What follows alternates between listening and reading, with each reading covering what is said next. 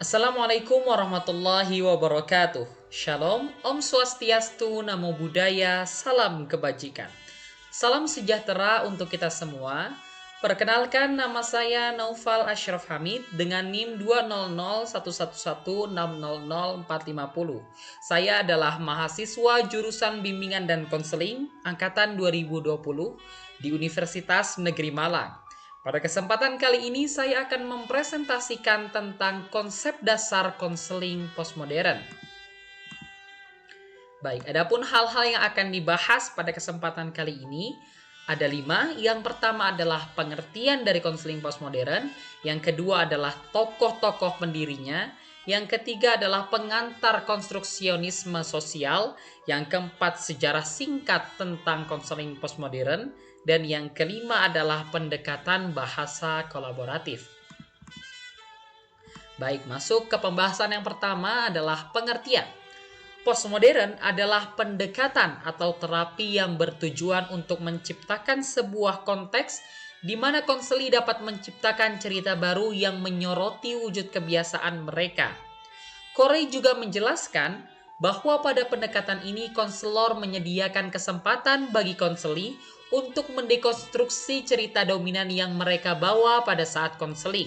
Konseli didorong untuk menuliskan kembali cerita tersebut dengan melihat masa lalu mereka dan menuliskan kembali masa depan mereka.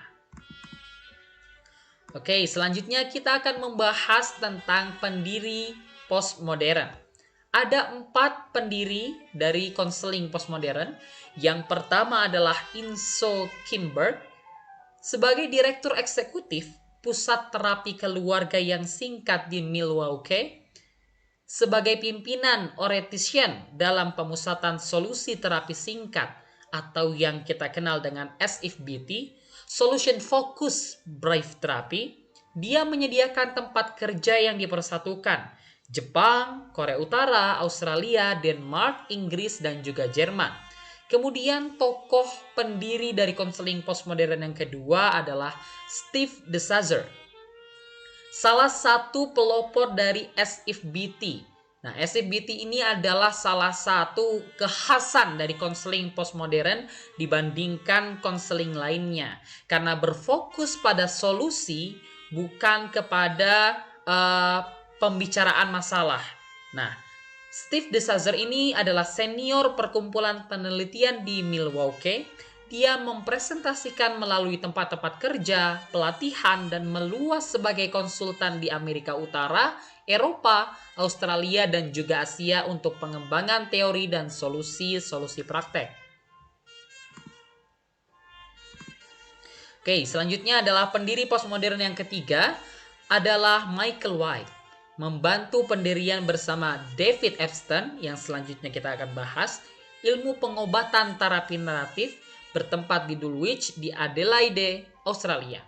Nah, yang terakhir yang keempat, salah satu tokoh pendiri dari konseling postmodern adalah David Epstein, salah satu pengembang terapi naratif. Dia adalah salah satu direktur pusat terapi keluarga di Auckland, Selandia Baru. Dia adalah seorang musafir internasional, memberikan kuliah dan lokakarya di Australia, Eropa, bahkan juga di Amerika Utara. Baik, selanjutnya kita akan membahas tentang pengantar konstruksionisme sosial. Kaum modernis meyakini realitas objektif yang dapat diamati dan diketahui secara sistematis melalui metode ilmiah. Mereka selanjutnya percaya bahwa realitas ada secara independen dari segala upaya untuk mengamatinya. Kaum modernis juga percaya bahwa orang mencari jalan keluar untuk suatu masalah ketika mereka telah menyimpang terlalu jauh dari suatu norma secara objektif.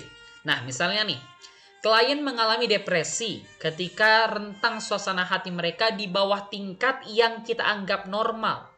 Kesedihan sehari-hari atau ketika kesedihan itu berlangsung lebih lama daripada yang berguna. Nah, klien kemudian melabeli kesedihan mereka sebagai tidak normal dan mencari bantuan untuk kembali kepada perilaku normal. Oke. Selanjutnya adalah postmodernis beranggapan sebaliknya, karena postmodernis percaya bahwa realitas tidak ada terlepas dari proses pengamatan. Konstruksionisme sosial adalah perspektif terapeutik dalam pandangan dunia postmodern. Itu menekankan realitas klien tanpa memperdebatkan apakah itu akurat ataupun rasional. Oke, baik, selanjutnya. Dalam pemikiran postmodern, bahasa dan penggunaan bahasa dalam cerita itu menciptakan makna. Dalam konstruksionisme sosial, terapis mengingkari peran ahli, lebih memilih sikap yang lebih kolaboratif atau konsultatif, karena klien dipandang sebagai ahli tentang kehidupan mereka sendiri.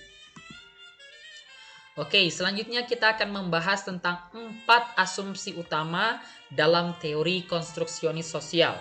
Yang pertama adalah sikap kritis, diambil untuk pengetahuan diberikan. Yang kedua, bahasa dan konsep umum yang kita gunakan untuk memahami dunianya dan budaya secara spesifik. Yang ketiga, pengetahuan dibangun melalui proses-proses sosial. Kemudian yang terakhir, yang keempat, pemahaman negosiasi atau konstruksi sosial seperti danau yang luas yang berbeda-beda bentuknya. Oke, selanjutnya kita akan membahas tentang sejarah singkat dari konstruksionisme sosial. Nah, jadi konseling postmodern ini perkiraan sekitar 100 tahun yang lalu, Freud, Adler, dan Jung adalah bagian dari pergeseran paradigma besar yang mengubah psikologi serta filsafat, sains, kedokteran, bahkan juga bidang seni. Nah, pada abad ke-21 ini, konstruksi postmodern dari sumber pengetahuan alternatif tampaknya menjadi salah satu pergeseran paradigma yang paling mungkin mempengaruhi bidang psikoterapi. Pemikiran postmodern berdampak pada perkembangan banyak teori psikoterapi dan mempengaruhi praktik psikoterapi kontemporer. Oke, selanjutnya adalah pendekatan bahasa kolaboratif. Dalam pendekatan ini, pertanyaan yang diajukan terapis selalu diinformasikan oleh jawaban yang diberikan oleh pakar klien.